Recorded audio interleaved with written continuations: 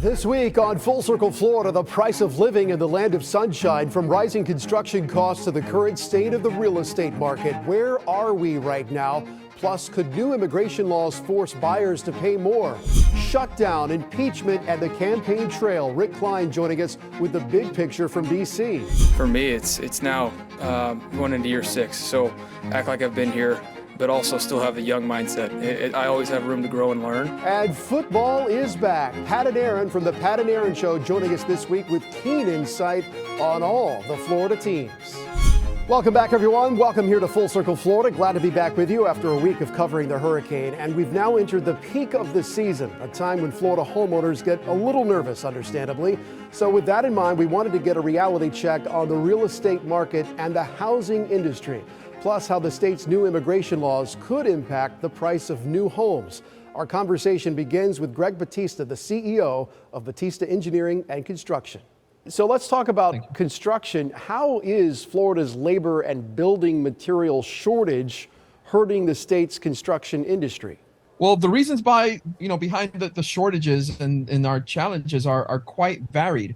But, at the end of the day, I have my ear to the wall here on a lot of these things that are happening because I own a construction company. I know that all these things are adversely affecting the construction industry by mere way of just looking at the job sites and the fact that I'm going out to the market and looking for people, and I can't find good, competent, and experienced people. How would you describe the situation right now? What do you think is actually driving it?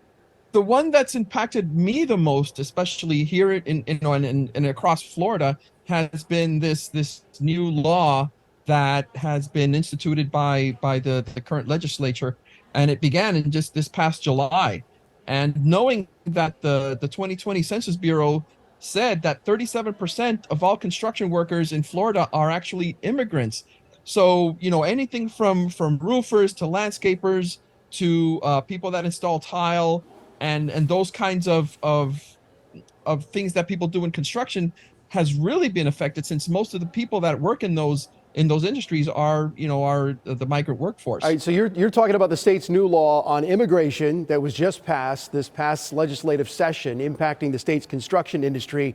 I spoke with Speaker Renner about this, the House Speaker, who was obviously pivotal in getting this legislation passed. And he told me that companies that were hiring immigrants before this legislation were essentially grandfathered in, and that it only affects companies that, I guess, hire or have more than 25 employees. Does that match up with what you're seeing, or is this having sort of a chilling effect where people are just afraid to even take the risk to take on a job because they're worried that their immigration status might be exposed and they may wind up being deported? Well, I would invite Mr. Rubio to pick up a hammer and go to one of our job sites, one of our numerous job sites especially down in Miami, and he will see the effects. Although what he is saying is technically the truth about the amount of people, the 25, and that people are grandfathered in. Still, these are laws that are scaring people, and I know firsthand of people who have just said, I can't stand these rules that are coming down the pike that will affect me or will affect my family and my neighbors and things of that sort. And they are moving. So if there's a labor crunch that's getting worse, and your estimation with your own eyes is because you're finding it difficult to hire people who don't want to break the law, they're afraid of what's happening, they're leaving to other states that don't perhaps have as strict of immigration laws. How could that be passed on to the consumer? Is this going to drive up the price of homes even more in Florida? I happen to be in Puerto Rico right now. And one of the missions that I have over here is trying to find workers. Now, I have found maybe about 10 workers that I have transferred in the last several months coming from Puerto Rico, going from Puerto Rico over to Florida. Now, I have to give them lodging. I have to give them a per diem. And obviously, it's going to be much more expensive. And obviously, these costs are going to be these costs are going to be transferred over to the end user, to the owners and the investors. Joining me right now is Tampa realtor Vincent Arcuri from LPT Realty. Vincent, thank you for being with us. Thanks for having me. Appreciate it. All right, so the real estate in Florida, where are we right now with the real estate market? Is it hot? Is it cold? Is it warm? It seems to be, with all the things happening in real estate, with the insurance and the interest rates being elevated and whatnot, we are still continuing to flourish in Florida. It's amazing. It seems like Florida's bulletproof. Is that going to change in the next 6 months to a year or so? Well, I think economically, when you look at these other parts of the country that are suffering, and since COVID happened, I mean, everybody's really realizing a lot of these people can work anywhere they want to work remotely, and it's made Florida a hot destination, and it's really held us up and propped the market up. What about situations like, we were hearing before, homes were selling like hotcakes, sight unseen?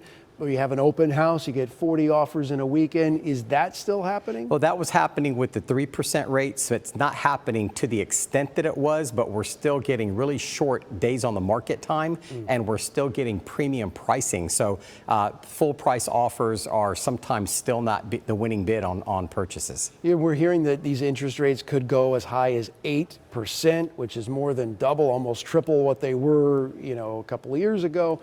How is that affecting buyers and sellers? Well, the higher interest rates, in kind of like an unthought of really part of it, is that people that bought when the interest rates were 3%, or if they've refinanced during the 3% times, they're really holding on to their properties. They might have a need to upsize or downsize, but they're staying put, which is keeping the inventory low, which is driving up the prices of the few people that are putting their home on the market. It's still, despite the higher interest rates, values are still escalating. And sellers are holding on because what? They know that if I'm going to buy another house, but I'm going to buy it at a more expensive price because of the interest rates. Correct. I mean, potentially you could be at a 3% rate and downsize and actually increase your mortgage payment. So they're just locking down on that and holding on to that 3% free money, as they call it. Now, we spoke with an owner of a construction company in South Florida who told us that this new immigration law that the legislature passed is spilling over into his business, basically the crackdown on hiring illegal workers.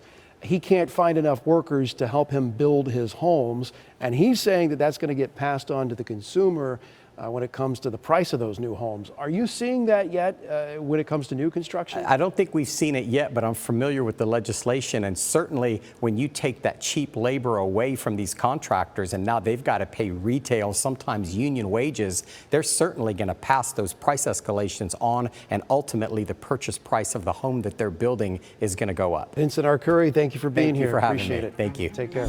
Next on Full Circle Florida, shutdowns, impeachments, and polls. Rick Klein on the week that was in Washington.